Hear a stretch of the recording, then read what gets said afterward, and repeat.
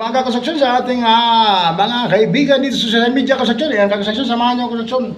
Magkanta tayo bitana ng konstruksyon na ginamitan natin ng plywood na konstruksyon. Ayan, ginamitan natin plywood konstruksyon ng ating kanto ng bitana ng konstruksyon para mabilis tayo magagawa ng konstruksyon. Mabilis tayo sa kanto ng konstruksyon pag may plywood na konstruksyon tayo na guide. Yung iba kasing ginagamit ng konstruksyon, nylon. Sa ating konstruksyon, plywood.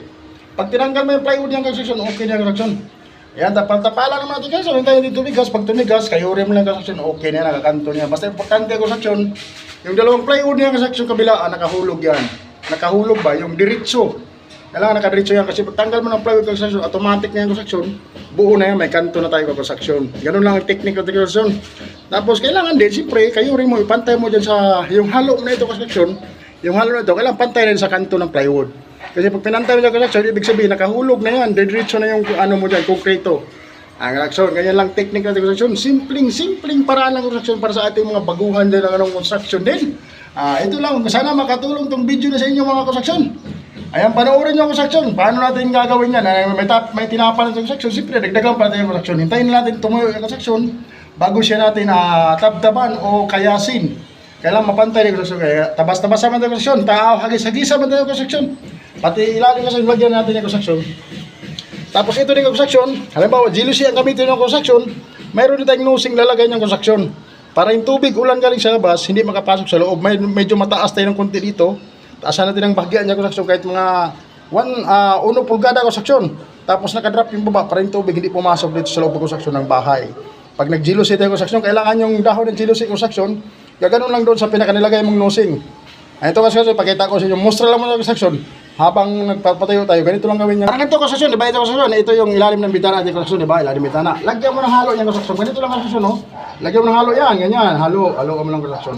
Lagyan mo siyang halo. Ito mo siyang tumigas ka konstruksyon. Siyempre, huwag mong kayasin ng basa pa kasi masisira lang niya yung konstruksyon. Lagyan mo ng konstruksyon, yan.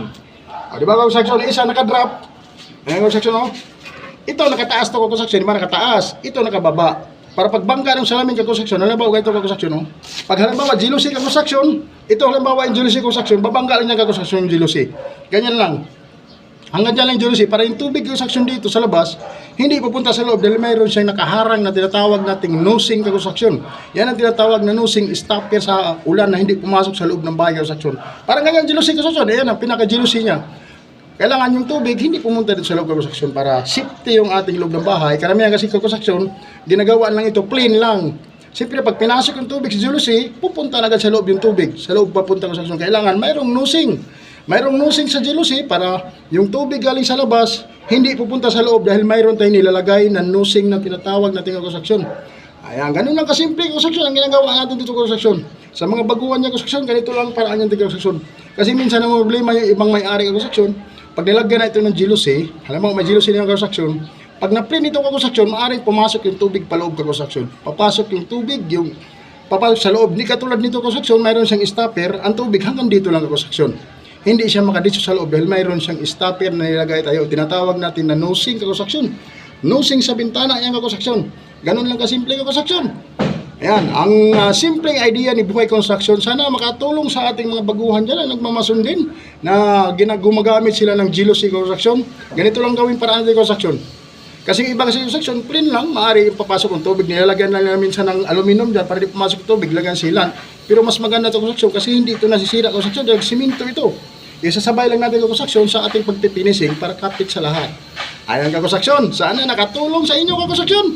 Maraming salamat sa ating mga viewers, silent viewers at subscribers sa ating YouTube channel mga idol.